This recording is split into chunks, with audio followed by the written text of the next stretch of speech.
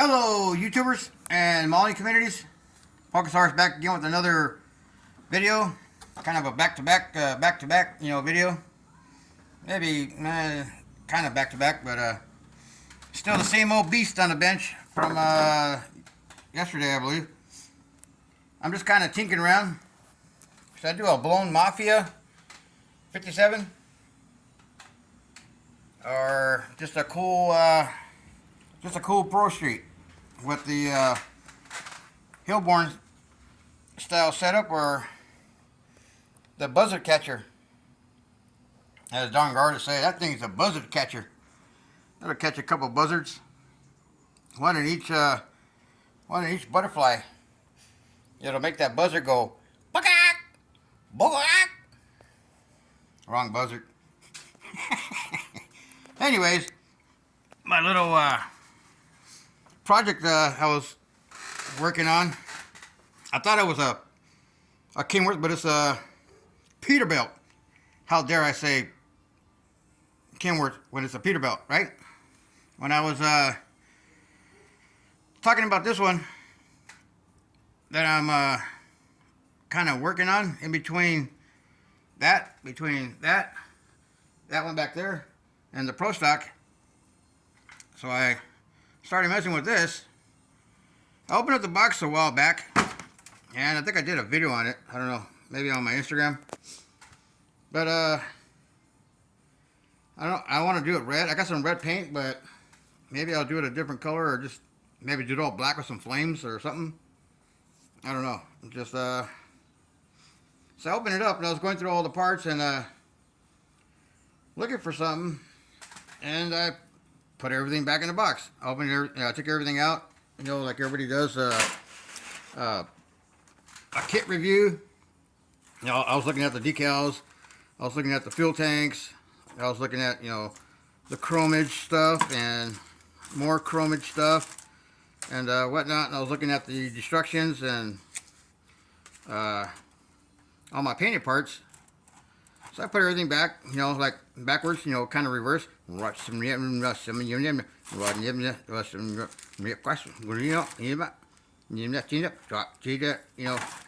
reverse, So I reversed everything, put the cover back on it. Then I was thinking, I wonder if I should tint the windows. So I pulled it back out a little bit ago. Looked for the windows for the cab. And of course, I had the cab out there when I was doing my little hot rod, big wheel in the back and whatnot. And between taking everything out, looking at this, looking at that, looking at all the painted pieces, what else I want to get painted, putting everything back, and kind of, running out of time, I lost the upholstery tub, but I found it. And I can't find the glass anywhere. I can't find the windows. I can't find the windows, and I can't find the the lights, the red and amber lights that go on top, and I think there's a couple that go on the back. I can't find those anywhere. I looked high and low.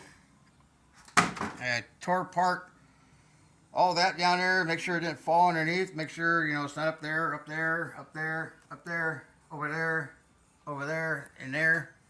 I looked everywhere. I even tore apart this drawer. I tore apart that drawer, and I can't find the glass for the cab, and I can't find the emergency lights. So I was like, what the heck? So I started digging and digging and digging.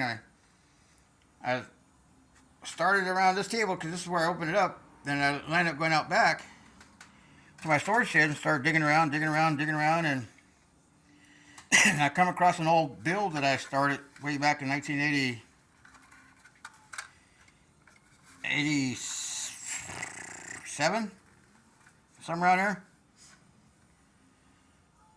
This Nova goes back to 1987, and this was my first 66 Nova sedan. As you can tell by the blue, the green, and it was pink and white. That was kind of the 80s, style of colors that they were using back then. And what I want to talk about is this chassis that I got that is teeter-tottering on. I don't know if it was Scale Auto or Model Enthusiast magazine, but there was a little article on how to build a chassis. And I think the gentleman at the time, he had the bottom floor pan with the frame rails and the roll cage all measured out, so you can copy it and build your own. So I transferred it all to brass, and this is my first ever brass Pro Street, Pro Stock chassis I ever did. It's missing one piece right there. Now it's all brass, soldered it all together. And at the time, my dad was looking at that and he goes, "Wow, you made that out of brass?" I'm like, "Yeah." And I showed him how it fit inside the model, and he goes, "Wow, son," he goes, "if you make a couple hundred of those and take them to the hobby shop, people would buy those." I should have listened to my dad at the time, and I went out and spent, I think it was like $45 on brass tubing, round tubing, and square tubing, and started bending everything. Then my soldering gun burned up, and I just kind of, just walked away from it.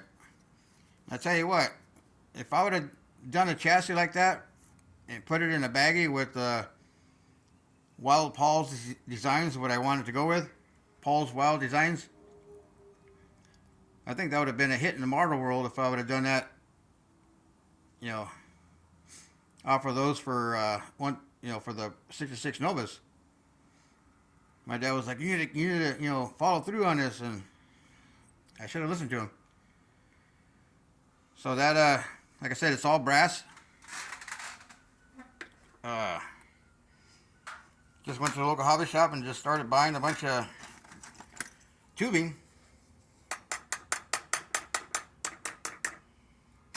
And just started, making some, and I think I made 3. I did one for the 66, one for the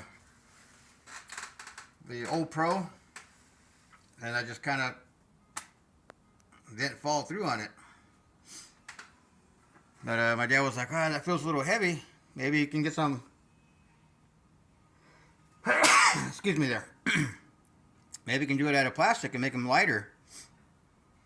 So at the time they had some.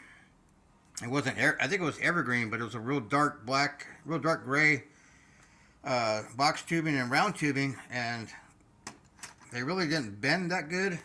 And I just kind of lost interest in it, and kind of just like, oh well. But yeah, that was my first 1986. And he goes, "Well," he goes, "I've never seen a wagon Nova, 2-door.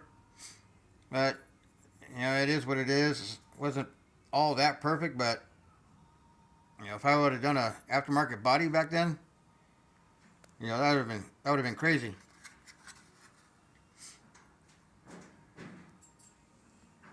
That would have been, really crazy. Anyways, just thought I'd share that. I'm finding old things that, man, 86. I think I was just 19, getting ready to turn 20.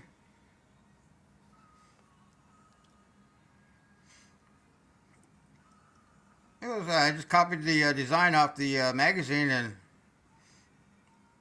just started bending tubing and soldering things together, and voila. I still have part of that cutout, but I don't have the magazine. That magazine got destroyed years ago. Anyway, it's just a quick video on this Monday evening before I go inside and eat some grub, and things are looking up. And just one day at a time, and keep pushing forward, and